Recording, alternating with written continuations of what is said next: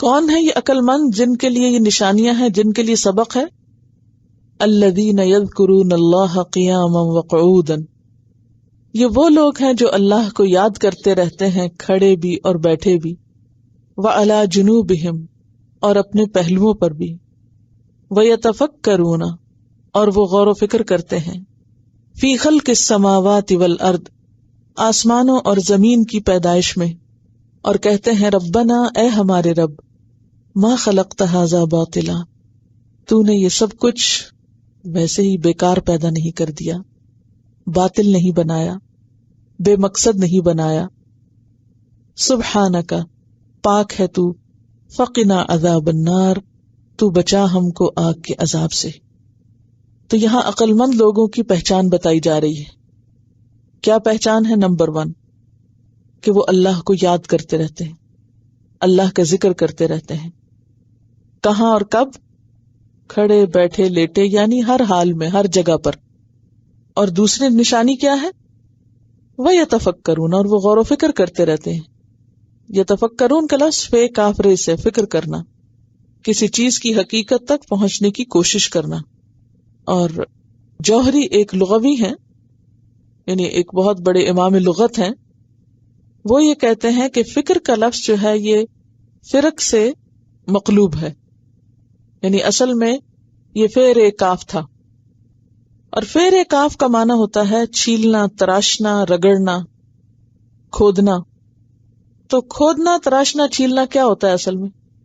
Research کرنا، غور و فکر کرنا، کسی چیز کی تہہ میں جانا، صرف ظاہر سے نہیں دیکھنا، اندر سے بھی دیکھنا۔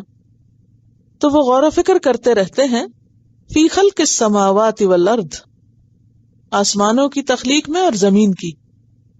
اور نتیجہ کیا نکالتے ہیں اس غور و فکر کا؟ ربنا ما خلقت ھذا باطلا، یا رب یہ سب کچھ بیکار نہیں ہے، بے مقصد نہیں ہے، جیسا کہ سورۃ صاد میں آتا ہے وما خلقنا السماء والارض وما بینہما باطلا، کہ ہم نے آسمان و زمین اور جو کچھ ان دونوں کے درمیان ہے اس کو باطل نہیں بنایا۔ ذالک ظن الذین کفروا، یہ گمان ہے ان لوگوں کا جنہوں نے کفر کیا۔ فویل للذین کفروا من النار، تو ہلاکت ہے ان لوگوں کے لیے جنہوں نے کفر کیا آگ سے۔ یعنی یہ گمان کسی مومن کا نہیں ہو سکتا کہ یہ سب کچھ بس کھیل تماشے کے طور پہ بن گیا۔ ایک اور جگہ پر آتا ہے ما خلقنا السماوات والارض وما بینہما لاعبین، کہ ہم نے آسمان و زمین کو کھیل تماشے کے طور پہ نہیں بنایا۔ ما خلقناہما الا بالحق واجل مسمی، ہم نے ان کو حق کے ساتھ بنایا اور ایک مقرر وقت تک کے لیے بنایا ہے، ہمیشہ کے لیے بھی نہیں ہے۔ یہ چیزیں بنتی ہیں اور ختم ہو جاتی ہیں، ہر آغاز کا ایک اختتام ہے۔ اور یہ ایک حقیقت بھی ہے نا، اگر آپ سوچیں کہ اگر ایک بیج سے ایک ہرا بھرا درخت نکل آتا ہے، ایک بیج جو ہے زمین میں ڈالیں اور اتنا بڑا درخت باہر نکل آتا ہے، تو اس سے کیا بات پتہ چلتی ہے کہ اس کائنات میں کوئی کام بھی بے معنی نہیں، حتیٰ کہ ایک بیج کا ڈالنا بھی، کیونکہ اس سے کیا کچھ نکلتا ہے۔ پھر اسی طرح رات اور دن کا آگے پیچھے آنا جانا، یعنی ان کا تبدیل ہونا۔ ہر اندھیرے کے بعد کیا ہوتا ہے؟ اجالا۔ ہر اندھیرے کے بعد روشنی آتی ہے، اس سے کیا پتہ چلتا ہے کہ ہر غم کے بعد اور ہر ظلم کے بعد ایک انصاف کا وقت بھی ہوگا۔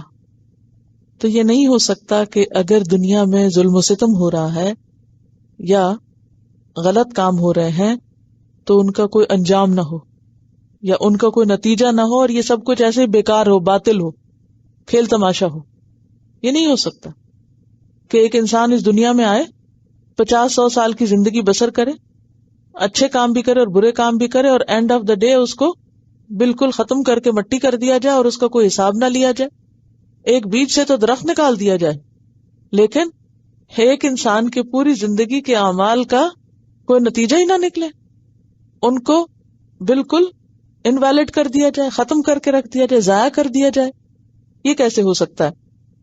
تو آپ دیکھیے کہ یہاں پر غور و فکر کی دعوت دی جا رہی بنیادی طور پر، کہ عقل مند لوگ غور و فکر کرتے ہیں، ایک طرف وہ اللہ کو یاد کرتے رہتے ہیں اور دوسری طرف ان کی اللہ کی یاد محض ایک ریچول نہیں ہوتی یا صرف زبان کی ایکسرسائز نہیں ہوتی، بلکہ کیا ہوتا ہے، ان کے غور و فکر کا نتیجہ ہوتی ہے۔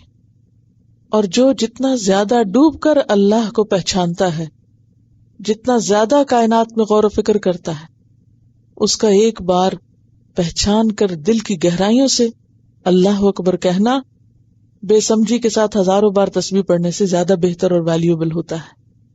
اسی لیے ہم دیکھتے ہیں کہ صحابہ کرام ہیں، پھر ان کے بعد اور ائمہ کرام ہیں، فقہا ہیں، امت کے جتنے بھی بڑے بڑے اسکالرز ہیں، ان سب نے کیا کیا ہے، غور و فکر کی بہت تاکید کی ہے۔ مثلا اس میں ہم دیکھتے ہیں کہ امام اوزاعی سے پوچھا گیا کہ ان آیات میں تفکر سے کیا مراد ہے، الذین یتفکرون فی خلق السماوات والارض۔ جواب دیا کہ آدمی ان آیات کو پڑھے اور ان کو سمجھے۔ یعنی آیات چونکہ دو طرح کی ہوتی ہے نا، ایک آیات کونیہ ہوتی ہیں یعنی کائنات کی آیات، باہر کے نشان، اور دوسری قرآن کی آیات بھی۔ تو قرآن کی آیات میں بھی غور و فکر کرنا، قرآن کے بیان کردہ دلائل میں بھی غور و فکر کرنا اور سمجھنا اور عمل کرنا ضروری ہے، اور دوسری طرف کائنات کی نشانیاں یعنی آیات کونیہ پر بھی غور و فکر کرنا ضروری ہے۔ حضرت عمر بن عبدالعزیز کہا کرتے تھے، اللہ کی نعمتوں پر غور کرنا سب سے اعلیٰ عبادت ہے، کیونکہ انسان کے جسم میں سب سے اعلیٰ چیز کیا ہے، دماغ ہے نا اس کا۔ دیکھیے پیچھے اولو الالباب جو کہا گیا نا، تو الباب کا لفظ جو ہے نا یہ لب سے نکلا ہے۔ لب کہتے ہیں مغز کو، خلاصہ، نچوڑ۔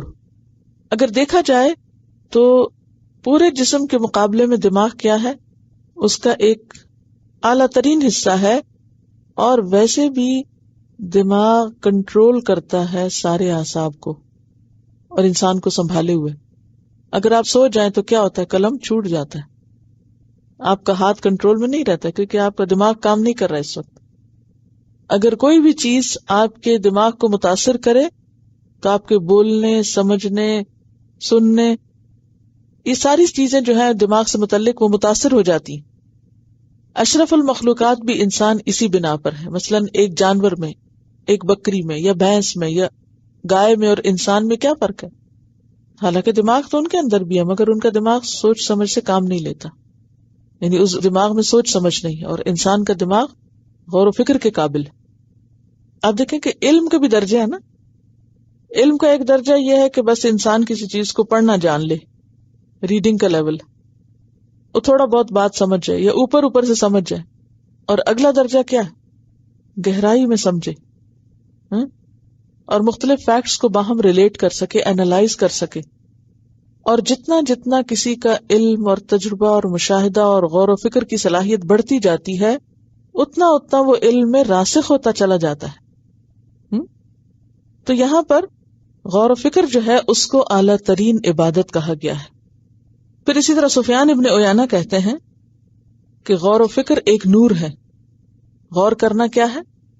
ایک نور ہے، روشنی ہے جو تیرے دل میں داخل ہوتی ہے۔